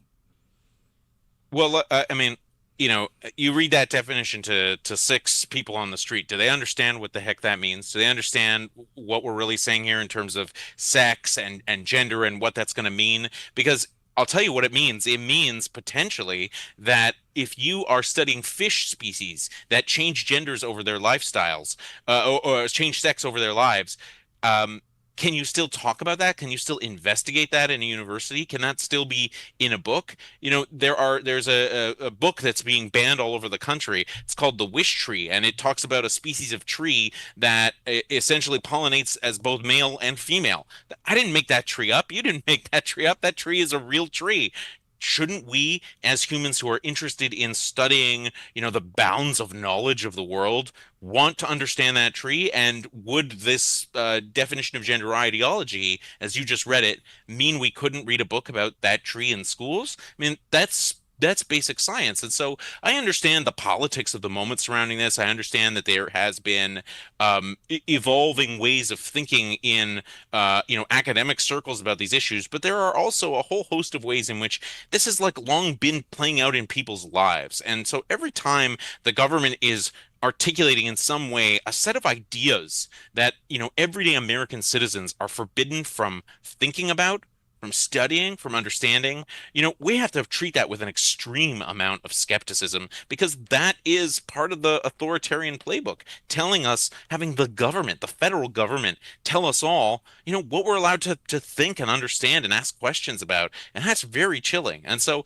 I understand that there's a way that we can stretch to sort of interpret what the federal government is exactly saying here, but it's not like that is a terribly elaborate definition. And so in the absence of, clarity about about what these things actually mean, you have just this wide latitude for people to censor in an unbridled fashion, however they want. And that is why this kind of language, especially as it's made into law, is so dangerous. Would you be comfortable with any government-imposed guardrails on how school districts interact with parents and families in curriculum? Or do you think the way we are already set up with communities dealing with their school boards directly, that's where we should leave it? Well, that has actually always been and long been actually the Republican position, that we shouldn't have, things like federal standards for history and the like. And look, I'm not saying that there couldn't be efforts to encourage education at a national level. My job here isn't to say, how we should dictate all aspects of education policy in the United States. But when we are getting into, you mentioned guardrails on how schools interact with parents, that's not what's going on here. This is a set of, principles and ideas being articulated by the federal government and saying you can't learn them.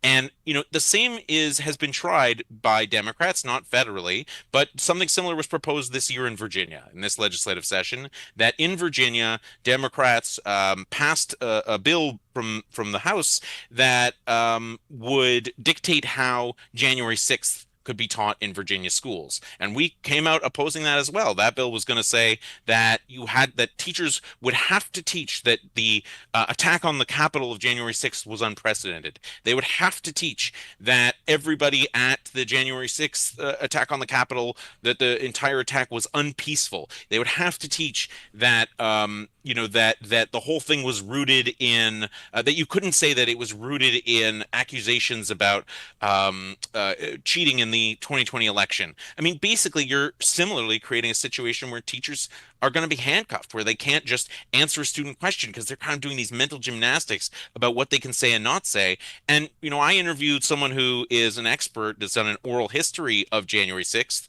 Nora Noose. She's a journalist, and she told me, well, like point by point, here are all the problems with all those aspects of the law. For one, there were some people who were peaceful, and two, they did talk about the election. And number three, it's not necessarily totally unprecedented. Like, there have been other tumultuous events in American history. And so, do we really want politicians who are often, in this give and take of trying to outdo one another, I don't know, every 4 years, whoever's in power changes and we're going to rewrite the rules of what we're allowed to think and learn in schools? I mean, how could that be tenable for the country at all?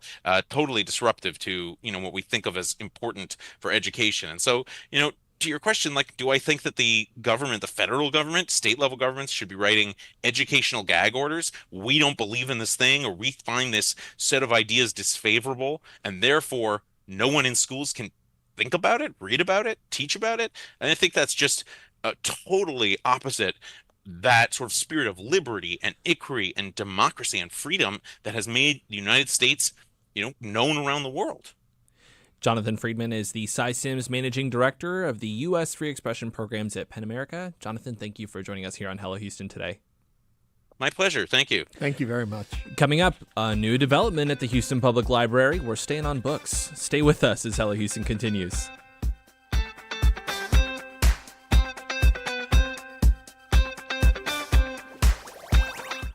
It's not just your car. It's the one that brought your kids home from school, took you cross-country, held memories, laughter, even a few breakdowns. When it's time to let go, give your car a new purpose. Donate it and turn memories into meaningful support for this station. Plus, you'll enjoy free and easy pickup, potential tax benefits, and a simple donation process.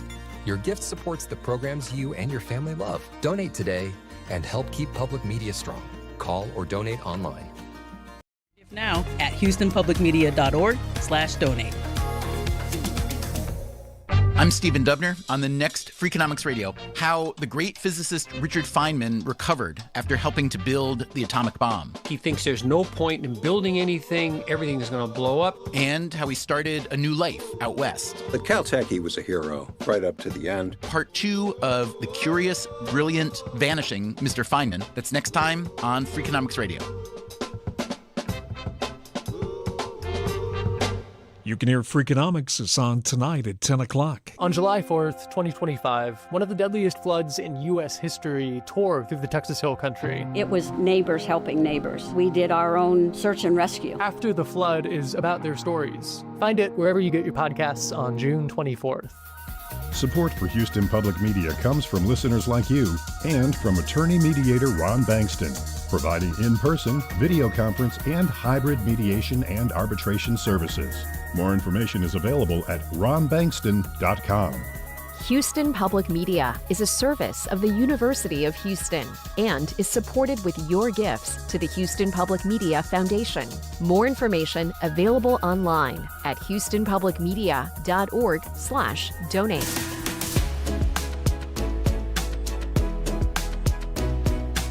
And now back to Hello Houston. To comment on today's topics, call or text 713-440-8870 or email us at talk@hellohouston.org. And now Ernie Manous and guest host Michael Adkison. Chase Untermeyer is a former U.S. ambassador to Qatar who, over the course of his more than 50-year-long career, has served in positions at the local, state, national, and international levels of government. In addition to his work in journalism, business, and academia, serving as a professor of practice at the University of Houston's Hobby School of Public Affairs. And now, as of last week, the former ambassador has been installed as the Houston Public Library's inaugural Diplomat-in-Residence, the first role of its kind at any public library in the entire country. He joins us now to talk more about this role, along with Nicholas Sawicki, the executive director of the Houston Public Library Foundation. Fellas, welcome to Hello Houston. Thank you, Michael. Thank you for having us, rather. I'd love to just start by talking about this. I know it's the first of its kind, but what is the role of ambassador in residence, and what does that look like in practice? I defer to my boss here to answer that. Well, so the Houston Public Library serves all Houstonians in very dynamic and increasingly diverse ways. And the city continues to become a more international city, a more diversified city, and it's growing more and more. And so we found that as we meet the needs of this growing, diversifying international city, we needed a bridge from the Houston Public Library to that community. And who better than an expert, a homegrown son of Houston who grew up reading in the Julie Idison building, who has a ton of experience in public life and international affairs to help us build those bridges. I love it. Just to hear you talk about the role, what are you most looking forward to, and what made you say, this is the next step of my career that I want to take on? My time in public office is definitely in the past, but I still believe in public service, and this is a wonderful way to serve because the Houston Library is such a marvelous service organization. And therefore, I was very complimented and honored when Nick approached me on that point. Our first step will be to reach out to the rather sizable consular corps here in Houston, which has always been very large, made up of a mix of both career diplomats and honorary consuls general, and make available the facilities and services of the library for programs that they may have. This is still a notion, not an actual project, but it will come. See, and I was all confused. I thought if, like, the public library goes to war with waste management, you needed diplomats to get in there and talk it out to find a truce. I would not be so brave as to offer that. You wouldn't be doing that. I think it's a great idea, and I'm surprised others haven't done it as a conduit to the community to understand that these hallowed halls of public libraries, which people think of are just for the public to come in and get books and read, that the services and the available knowledge and resources that a public library offers can be used in so much broader ways. And especially, I don't know, do we have like 80 or so consuls here in Houston? I believe the number approaches 100. Oh, really? If you add in the so-called honorary consuls general. So there's a lot of work to do there in eye-opening and inviting in.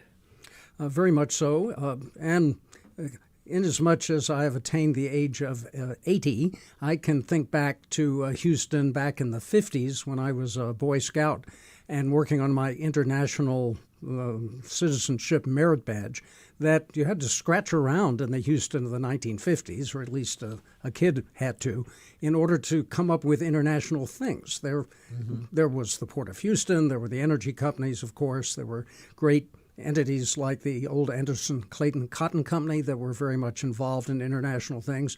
But for the most part, we, the Houstonians, thought of ourselves as a southern city and at best a national city. That certainly was the dream of people like Jesse Jones. But being an international city required a few more years of development. I almost want to imagine you're going to be sitting at an Ask the Ambassador desk and people can come in and ask you questions. But in a sense, you give the public library an opportunity to have someone who can address all of these kind of issues and can be a conduit into the community on a multitude of levels. Hope so. And thanks to the creative mind of the gentleman with me, Nick Sawicki, I am sure we're going to come up with many things currently unimaginable that will provide that service. So, Nick, your idea behind coming up with this, or whoever came up with this concept, what led to that?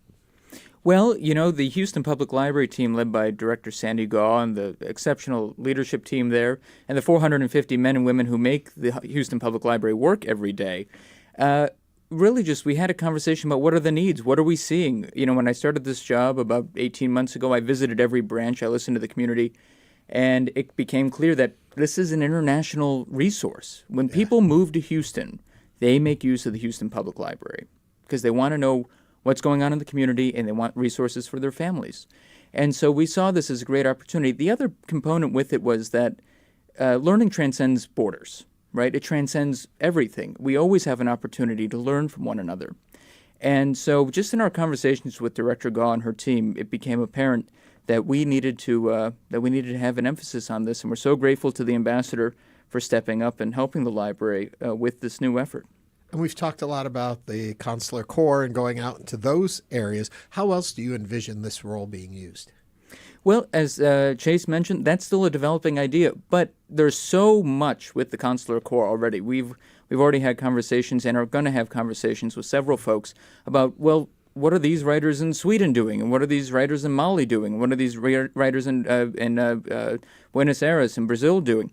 There's so much opportunity there to bring folks to Houston through the public library as its community gathering So more of space. a two-way street, not just going out to them, Absolutely. but bringing them in to bring things to us. That's absolutely right. What is the library but a two-way street? Yeah. Well, it's a lot more than that, but it's a lot more than that. And it's a wonderful resource that we have.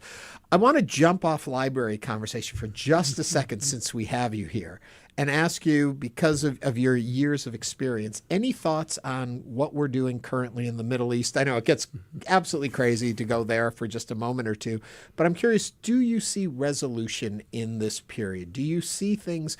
Is there a way through what we're experiencing right now?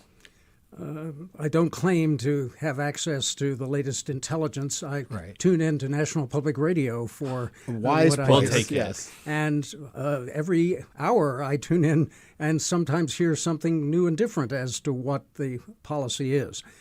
In short, I do believe that the optimal solution for the current fighting is to get back to the way things were on February 27th, which is to say the day before the conflict was launched. The administration has had many different rationales for the fighting. The one that seems to be most consistent and most emphatic is to prevent Iran from having a nuclear weapon.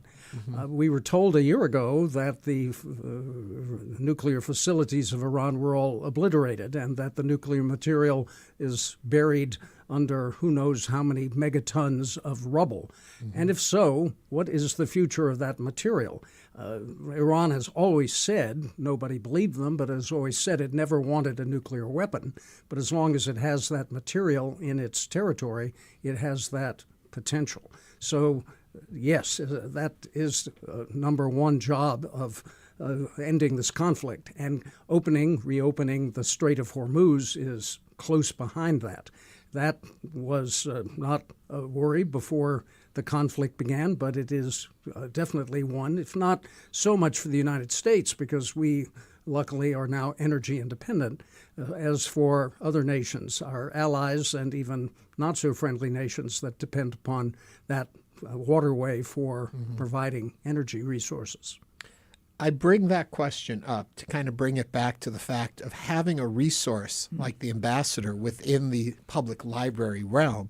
isn't just about books on shelves, but about a constant learning and re-exploring the world we are in the moment, and how that can benefit the public library as well.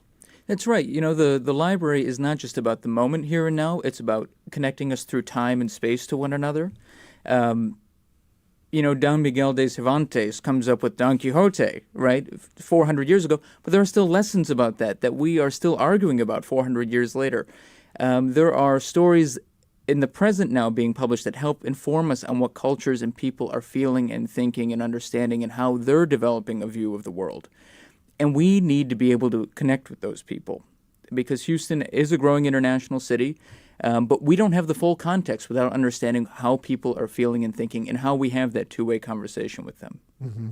Ambassador Untermeyer, I'm curious, we're talking about your international expertise.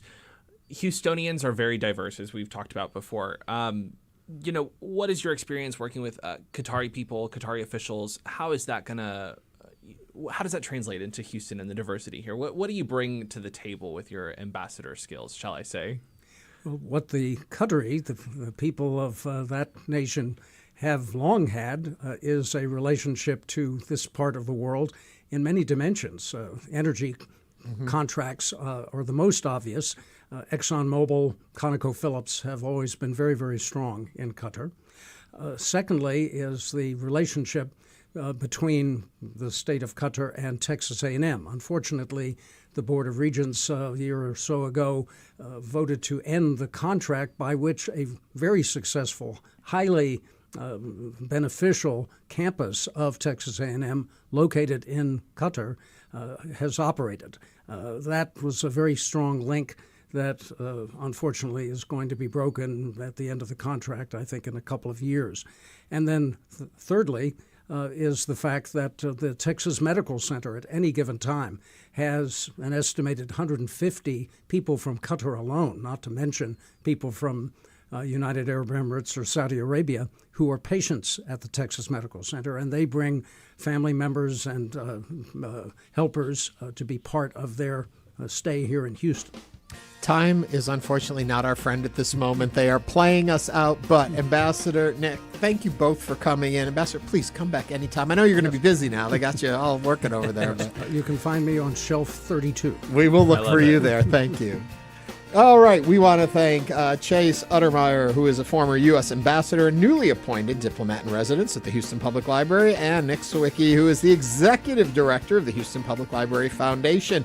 Thank you both for joining us today, and that brings us to the end of our show. We're almost out of time, so Michael, thank you for a Monday with Michael again. Thank you. Appreciate it. We'll be back tomorrow with more conversation, more calls, more of your voices right here on Hello Houston. This is News 88.7. Thanks for listening to Hello Houston. Join us every Monday through Friday from 11 a.m. to 1 p.m. to talk all things Houston.